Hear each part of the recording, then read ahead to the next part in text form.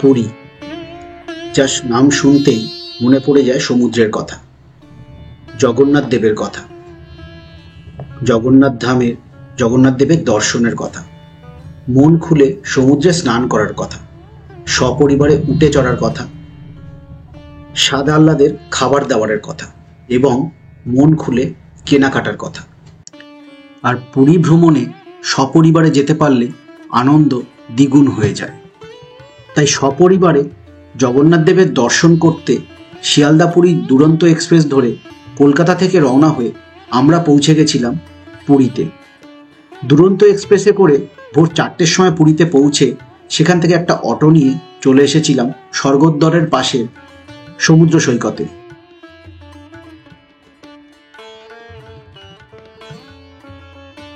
আগে থেকে hotel book করে না যাওয়ায় বেশ অনেকক্ষণ সময় সমুদ্র সৈকতে কাটিয়েছিলাম। ভোরের সূর্যোদয়কে উপভোগ করেছিলাম সমুদ্র সৈকতে বসেই। অবশেষে সকাল 7টা নাগাদ আমরা চেক ইন করেছিলাম শ্রী জগন্নাথ হোটেলে, যা ছিল সমুদ্র সৈকতের একদম সামনে।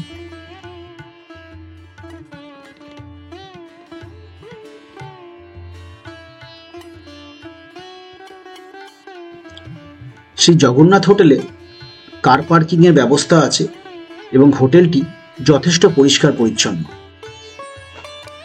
হোটেলের দরজা 24 ঘন্টা খোলা থাকে এবং সারাদিনের যে কোনো সময় গেলে হোটেলে চেক ইন করা যেতে পারে।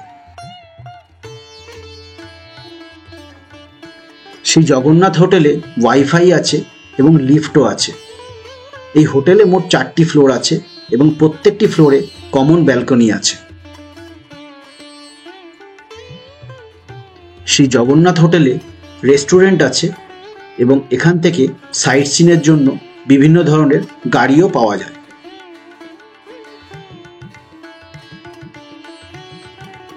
আমরা টপ ফ্লোরে 2টি এসি রুম বুক করেছিলাম 2 দিনের জন্য, যার ভাড়া পড়েছিল 2200 টাকা পার রুম পার নাইট।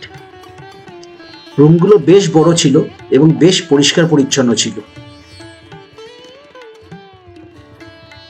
আমাদের রুমে 2টি চেয়ার, একটি টেবিল, একটি ডিলাক্স বেড, সাথে 2টি সাইড টেবিল, একটি আলমিরা, একটি বড় মিরর এবং একটি টিভি ছিল।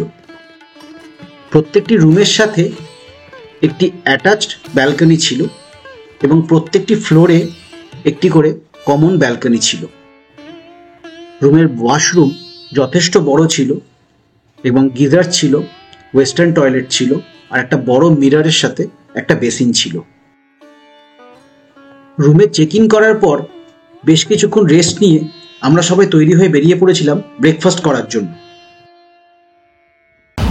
সো সকালবেলা এসে খুব টায়ার্ড ছিলাম, সারা রাত ঘুম হয়নি বলে হোটেলে চেক ইন করে সবাই ঘুমিয়ে পড়েছিলাম। এখন প্রচণ্ড খিদে পেয়েছে। এখন সময় হচ্ছে 11টা। আমরা চেক ইন করেছিলাম 7টার সময়, 6:30 কি 7টার সময়। আর মোটামুটি 4 ঘন্টা একটু রেস্ট নিয়ে ফ্রেশ হয়ে এখন আমরা যাচ্ছি ব্রেকফাস্ট করতে। হোটেলটা কিন্তু বেশ ভালো, রুমগুলোও ভালো, কোনো অসুবিধা নেই। শুধু মাঝে মাঝে পাওয়ার কাট হচ্ছে, আবার 10 মিনিটের মধ্যে চলে আসছে।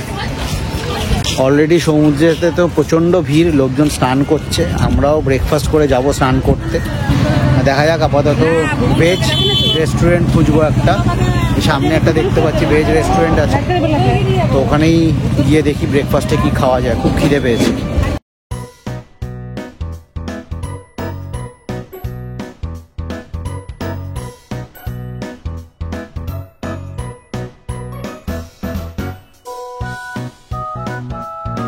তো আমরা আপাতত 2টো মশলা ধোসা, একটা প্লেন ধোসা আর পুরি সবজি অর্ডার করেছি। আর তারপর 2টো লস্যি নেওয়া হবে।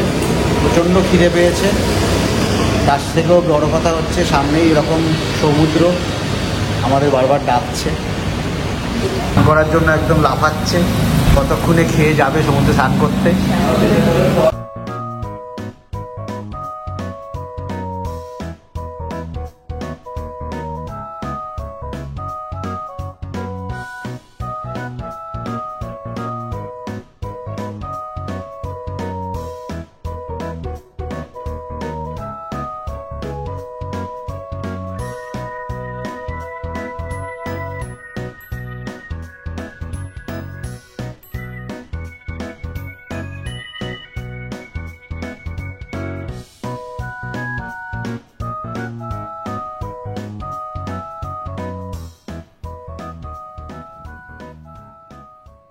তো অবশেষে 12টার সময় আমরা রেডি হয়ে এখন যাচ্ছি স্নান করতে। আর ম্যাডাম তো স্নান করবে না, বসে ডাব খাবে ছাতার নিচে বসে।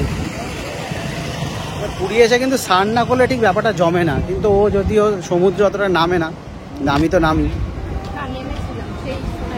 হ্যাঁ, অনেক 2 বছর আগে যখন এসছিলাম তখন নেমেছিল, সেই ভিডিওটাও আছে প্লে লিস্টে। যাই হোক, বালি তো মোটামুটি গরমই আছে, যদিও এটা ফেব্রুয়ারি মাস, তাও রোদের তেজ কিন্তু আছে।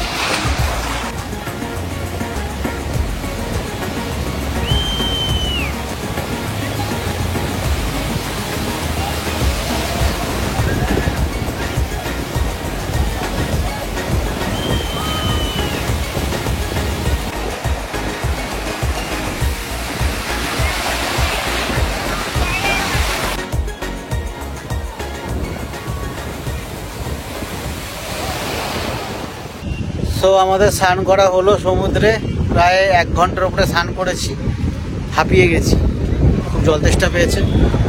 এবার ডাব খাওয়ার সময়। মন ভরেছে স্নান করে? তোমার খাওয়া গেছে? শ্বাস দেওয়া, মোটা শ্বাস দেওয়া দেবেন। হ্যাঁ হ্যাঁ।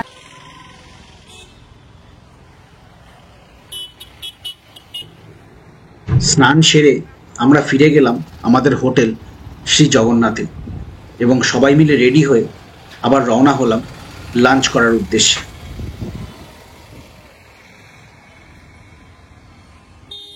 এখন সময় দুপুর 2:30, আর আমরা রেডি হয়ে বেরিয়েছি লাঞ্চ করার জন্য। এখানে কাকাতুয়া বলে একটা খুব ফেমাস রেস্টুরেন্ট আছে, পিওর ভেজ, যেখানে কোনো পেঁয়াজ রসুন ইউজ হয় না। আজকে মঙ্গলবার, মা তো পেঁয়াজ রসুন দিয়ে খাওয়ার হলে খাবে না, এই বিনা পেঁয়াজ রসুনের পিওর ভেজ রেস্টুরেন্টে আমরা যাচ্ছি। ইউজুয়ালি নিরামিষের দিন আমরা ওই রেস্টুরেন্টেই খাই। এই হচ্ছে কাকাতুয়া মিষ্টান্ন ভাণ্ডার, দুটো আছে, একটা পুরনো একটা নতুন।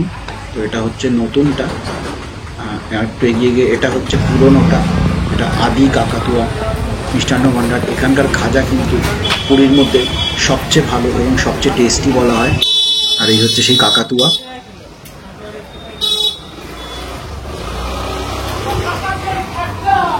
আর একটু এগিয়ে এই হলো স্বর্গদ্বার, আর স্বর্গদ্বার পেরিয়ে আমরা এখন যাচ্ছি কাকাতুয়া রেস্টুরেন্টের দিকে।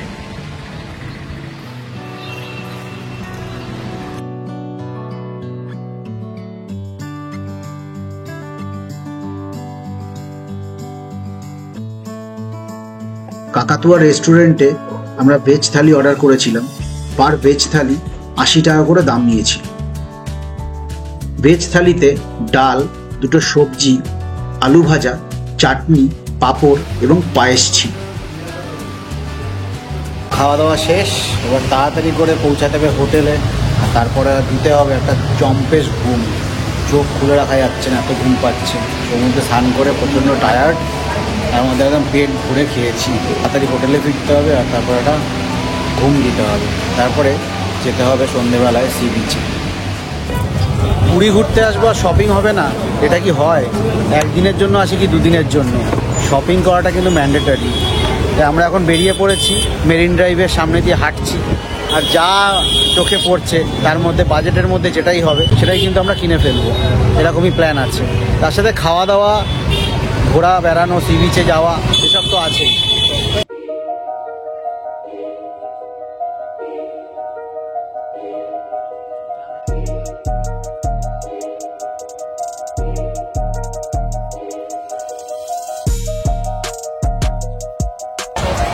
খাওয়া দাওয়ার সাথে কিন্তু শপিংও চলছে, কেনাকাটা কিন্তু বন্ধ হচ্ছে না, ছোট হোক আর বড় হোক।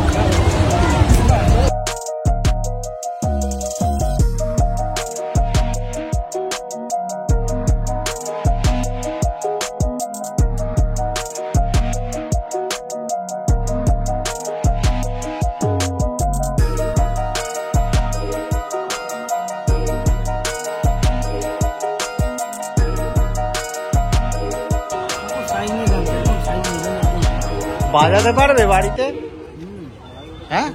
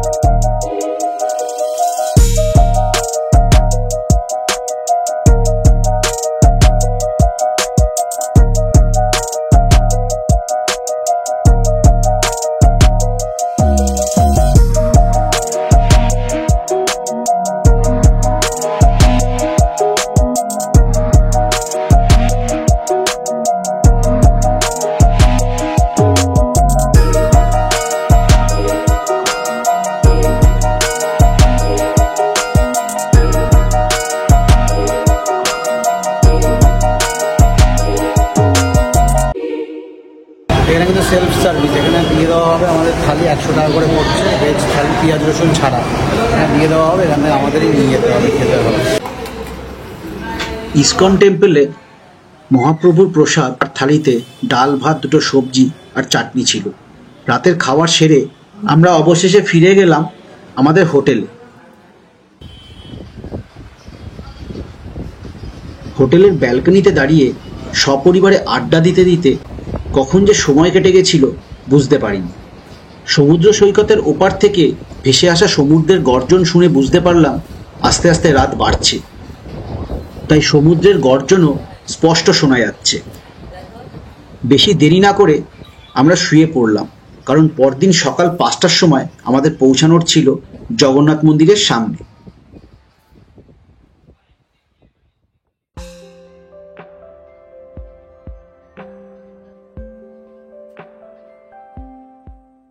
এখন সময় সকাল 5:15 আর আমরা এখন রওনা দিচ্ছি জগন্নাথ মন্দিরের উদ্দেশ্যে। আজকের ডেট 19শে ফেব্রুয়ারি 2025। আমরা কালকে সকালে এসেছিলাম পুরীতে, ভোর 4টের সময় পৌঁছেছিলাম। তারপরে বেশ কিছুক্ষণ সি বিচে বসার পরে সকালে চেক ইন করেছিলাম হোটেলে। তারপর সারাদিন সমুদ্রে স্নান করেছি, খাওয়া দাওয়া করেছি, ঘুরেছি, কেনাকাটা করেছি এবং রাতে ডিনার করে আবার হোটেলে ফিরে এসেছিলাম। আর এখন আমরা যাচ্ছি জগন্নাথ মন্দিরে প্রভুর দর্শনের জন্য। হোটেলের বাইরে থেকে একটা অটো নিয়ে আমরা রওনা হলাম জগন্নাথ মন্দিরের উদ্দেশ্যে। হোটেল থেকে মন্দিরের দক্ষিণ দ্বার অবধি আমাদের অটো ভাড়া নিয়েছিল 100 টাকা। সমুদ্র সৈকত থেকে পুরীর জগন্নাথ মন্দির অবধি পৌঁছাতে অটো অথবা টোটোতে 15 থেকে 20 মিনিট সময় লাগে, যার ভাড়া 100 থেকে 200 টাকার মধ্যে হয়ে থাকে। তবে অটো অথবা টোটোয় ওঠার সময় আপনাদেরকে বলে দিতে হবে যে আপনারা পুরী জগন্নাথ মন্দিরের কোন দরজায় যেতে চায়। পুরীর জগন্নাথ মন্দিরে মোট 4টি দরজা আছে। পূর্ব দরজায় রয়েছে 2টি সিংহ, পশ্চিম দরজায় রয়েছে 2টি বাঘ, উত্তর দরজায় রয়েছে 2টি হাতি এবং দক্ষিণ দরজায় রয়েছে 2টি ঘোড়া। অটোয় করে আমরা দক্ষিণ দরজায় পৌঁছেছিলাম। প্রত্যেকটি দরজার পাশে বিনামূল্যে ফোন, জুতো এবং অন্যান্য সামগ্রী জমা রাখার কাউন্টার আছে। প্রায় 2 বছর পর পুরীর জগন্নাথ মন্দিরের সামনে এসে বুঝতে পারলাম অনেক কিছুই পাল্টে গেছে। নতুন করে বানানো হয়েছে মন্দিরের করিডোর, চওড়া করে ফেলা হয়েছে মন্দিরের প্রবেশপথের সামনের রাস্তাও। সকাল 6টা থেকে 7টা অবধি ভোরের আরতির জন্য মন্দিরের প্রবেশদ্বারগুলি বন্ধ থাকে।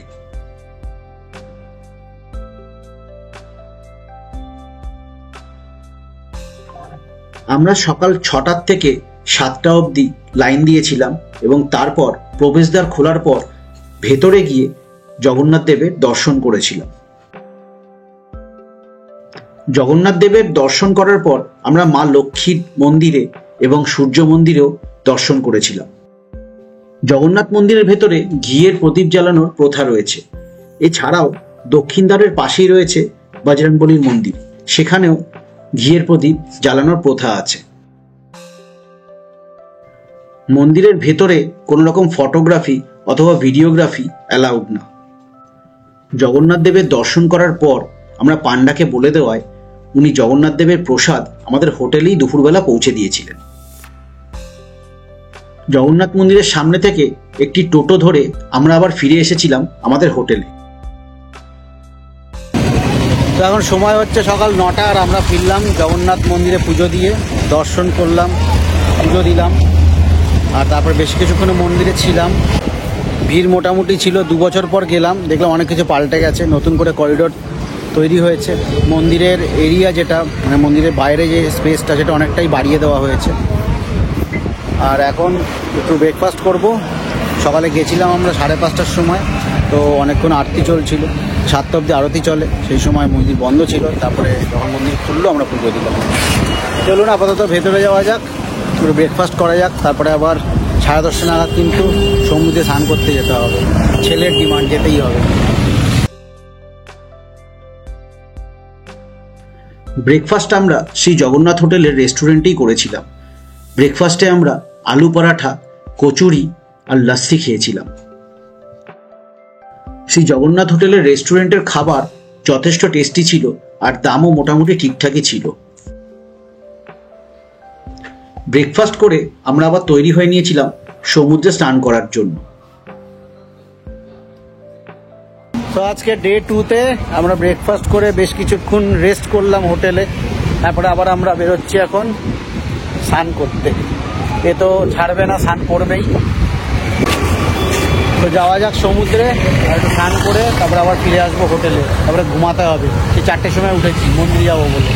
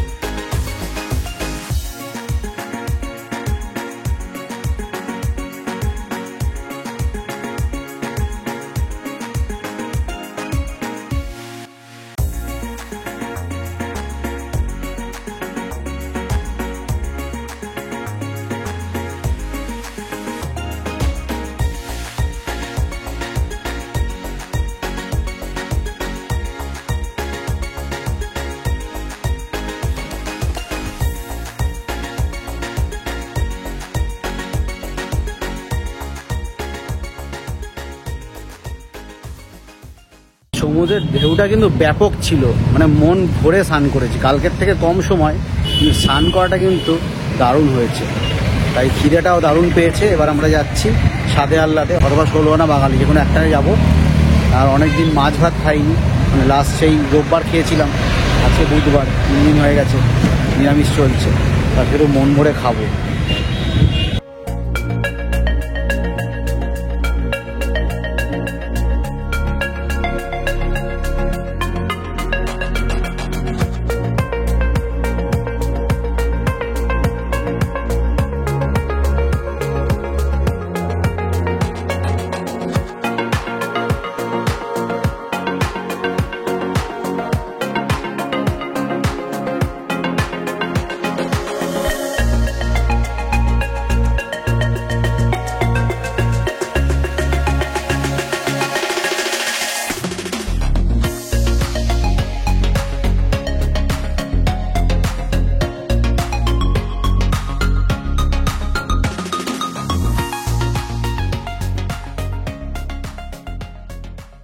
আমাদের কাছে আমাদের কিন্তু সমস্ত ডিশ চলে এসছে, আর জাস্ট জিভে জল চলে আসছে। এমনি সমুদ্রে স্নান করে মারাত্মক খিদে পেয়েছে সবার, তারপরে এরকম বাঙালি খাবার আর এত সুন্দর করে প্রিপেয়ার করে দিয়েছে। আর এখানে আমরা এর আগেও 3-4 বার খেয়েছি, খুব ভালো খাবার। আর তার সাথে অন্যান্য ডিশের সাথে এখানকার যে সিগনেচার ডিশ সেটাও কিন্তু আছে, কচু চিংড়ি পাতা, ছোটো ছোটো চিংড়ি মাছ কচু পাতা বেটে সেটার সাথে রেডি করে দিয়েছে। তো এটা দিয়ে আমরা শুরু করছি। কচু চিংড়ি ছাড়াও আমরা অর্ডার করেছিলাম ভেটকি মাছের পাতুরি, কাতলা মাছের কালিয়া, পমফ্রেট ফ্রাই, চিংড়ি মাছের মালাইকারি, ডাব চিংড়ি, আর সাথে ছিল ডাল আর আলু ভাজা। এই রেস্টুরেন্টের প্রত্যেকটা টেবিলে একটা মেশিন ছিল, যার মাধ্যমে ওয়েটারকে টাকা, জল চাওয়া অথবা বিল পেমেন্ট করার সুবিধা ছিল। খাওয়া দাওয়া শেষ করে আমরা আমাদের হোটেলে ফিরে এসেছিলাম।